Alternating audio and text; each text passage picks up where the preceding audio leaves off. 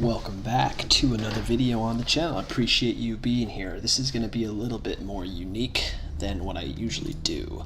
I am going to take a short story. It's pretty short. It's more like an essay, and read it. There's no video component here really, just other than the image you see on your screen, so feel free to put your phone down or just do something else while you have the audio up and listen.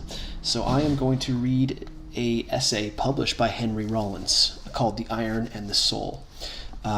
This is going to be a really good one, guys. If you haven't heard or read this, allow me to read it to you, and then we'll share my thoughts. Henry Rollins is if I'm not mistaken, he's an actor and musician in America. He's pretty well known in the punk scene, as well as having some pretty cool roles, like in Sons of Anarchy, for example. But this essay was actually published way back in 1994, so we are coming up on 25 years now, I guess. 26 years. Anyway, Iron and the Soul by Henry Rollins.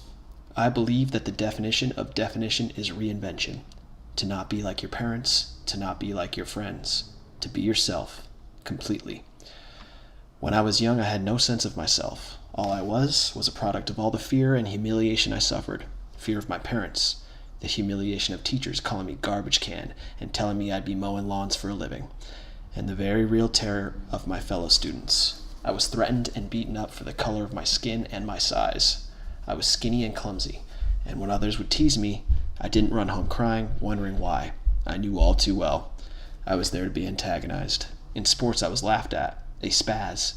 I was pretty good at boxing, but only because the rage that filled my every waking moment made me wild and unpredictable. I fought with some strange fury. The other boys thought I was crazy. I hated myself all the time.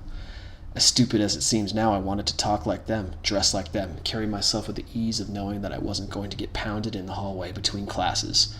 Years passed, and I learned to keep it all inside. I only talked to a few boys in my grade, other losers. Some of them to this day are the greatest people I'd ever known.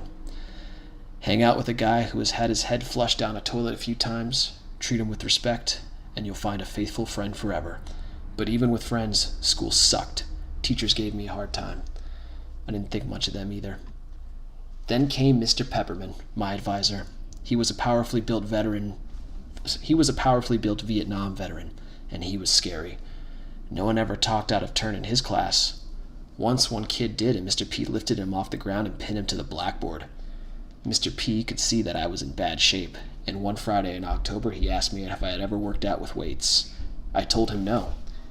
He told me that I was going to take some of the money that I had saved and buy a 100-pound set of weights at Sears. As I left his office, I started to think of things I would say to him on Monday when he asked about the weights that I was not going to buy. Still, it made me feel special. My father never really got that close to caring. On Saturday, I bought the weights, but I couldn't even drag them to my mom's car. An attendant laughed at me as he put them on a dolly. Monday came, and I was called into Mr. P's office after school. He said that he was going to show me how to work out. He was going to put me on a program and start hitting me in the solar plexus in the hallway when I wasn't looking. When I could take the punch, we would know that we were getting somewhere. At no time was I to look at myself in the mirror or tell anyone at school what I was doing. In the gym, he showed me 10 basic exercises. I paid more attention than I ever did in any of my classes. I didn't want to blow it. I went home that night and started right in. Weeks passed, and every once in a while Mr. P would give me a shot and drop me in the hallway, sending my books flying. The other students didn't know what to think. More weeks passed, and I was steadily adding new weights to the bar. I could sense the power inside my body growing. I could feel it. Right before Christmas break, I was walking to class, and out from nowhere, Mr. Peppermint appeared and gave me a shot in the chest. I laughed and kept going. He said I could look at myself now. I got home and ran to the bathroom and pulled off my shirt. I saw a body, not just the shell that housed my stomach and my heart. My biceps bulged. My chest had definition. I felt strong. It was the first time I could remember having a sense of myself. I had done something, and no one could ever take it away. You couldn't say shit to me. It took me years to fully appreciate the value of the lessons I have learned from the iron.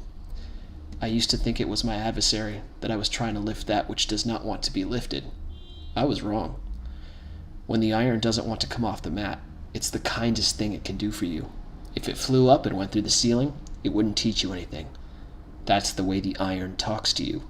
It tells you that the material you work with is that which you will come to resemble. That which you work against will always work against you. It wasn't until my late 20s that I learned that by working out, I had given myself a great gift. I had learned that nothing good comes without work and a certain amount of pain. When I finish a set that leaves me shaking, I know more about myself. When something gets bad, I know it can't be as bad as that workout.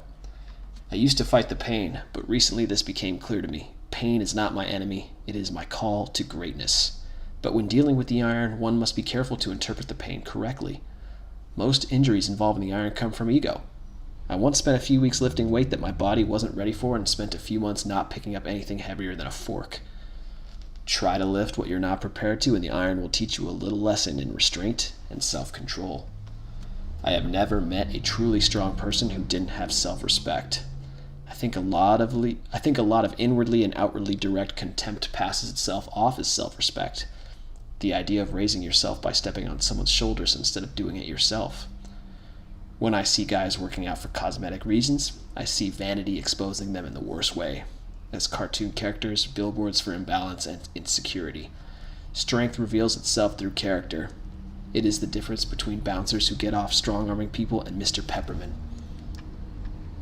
Muscle mass does not equal strength. Strength is kindness and sensitivity. Strength is understanding that your power is both physical and emotional, that it comes from the body and the mind, and the heart. Yukio Mishima said that he could not entertain the idea of romance if he was not strong. Romance is such a strong and overwhelming passion. A weakened body cannot sustain it for long. I have some of my most romantic thoughts when I am with the iron. Once I was in love with a woman. I thought about her the most when the pain from a workout was racing through my body. Everything in me wanted her, so much so that sex was only a fraction of my total desire. It was the single most intense love I have ever felt, but she lived far away, and I didn't see her very often. Working out was a healthy way of dealing with the loneliness. To this day, when I work out, I usually listen to ballads. I prefer to work out alone. It enables me to concentrate on the lessons that the iron has for me. Learning about what you're made of is always time well spent, and I have found no better teacher. The iron had taught me how to live. Life is capable of driving you out of your mind. The way it all comes down these days is some kind of miracle if you're not insane. People have become separated from their bodies. They are no longer whole. I see them move from their offices to their cars and onto their suburban homes. They stress out constantly. They lose sleep. They eat badly, and they behave badly. Their egos run wild. They become motivated by that which will eventually give them a massive stroke. They need the iron mind. Through the years, I have combined meditation, action, and the iron into a single strength. I believe that when the body is strong, the mind thinks strong thoughts. Time spent away from the iron makes my mind degenerate. I wallow in a thick depression. My body shuts down my mind. The iron is the best antidepressant I have ever found. There is no better way to fight weakness than with strength. Once the mind and body have been awakened to their true potential, it's impossible to turn back. The iron never lies to you. You can walk outside and listen to all kinds of talk, get told that you're a god or a total bastard.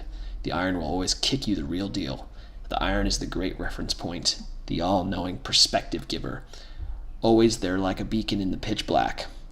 I have found the iron to be my greatest friend. It never freaks out on me, never runs. Friends may come and go, but 200 pounds is always 200 pounds.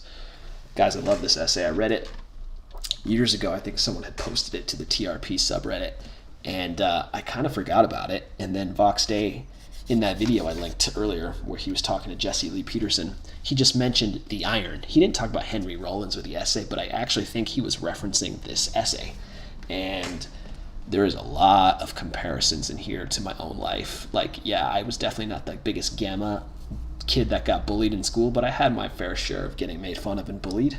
Not to the point of having my head dunked in a toilet or anything like that, but still somewhat bad. Also, this line I just could not help but relate. I don't know if I can find it, but it was something about his dad never coming close to caring. Same with me, man.